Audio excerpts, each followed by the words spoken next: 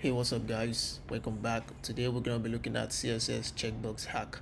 So this is a technique that allows you to listen to and click events without using JavaScript. So let's get right into the code and I'll show you how it works. So I've written up the basic HTML file and the CSS to start this button.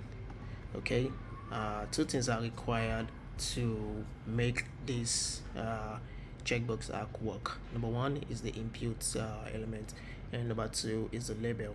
So for the input, it requires an ID attribute of some arbitrary value, and the label should have the same value for the ID in the four attributes. So in this case, we have toggle and toggle. Okay, so now what I want to do is to change the pseudo element from on to off.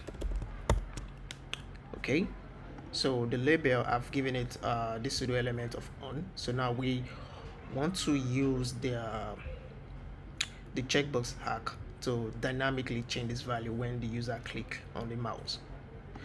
Okay, so and I'm gonna hide the toggle element, the checkbox element. I'm gonna hide it for now.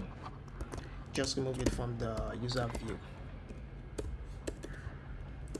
And what we want to do is to use the checked. So there's a selector called checked, which is available for every input element in the HTML. So the toggle checked, right? So if this toggle element is checked, we want to select the sibling element of that input element, and in this case we'll check the structure of the elements of the HTML. We have the label. The label is the direct sibling of this input. So that is what this symbol is saying. So select the sibling, which is this before. I'm just gonna copy this and I'll paste. So this is off. So when you click on it, it just changes to on and off. Alright guys, thanks. That's just about it. And if you really enjoyed this video, hit the like and subscribe button, and I'll see you on the next one.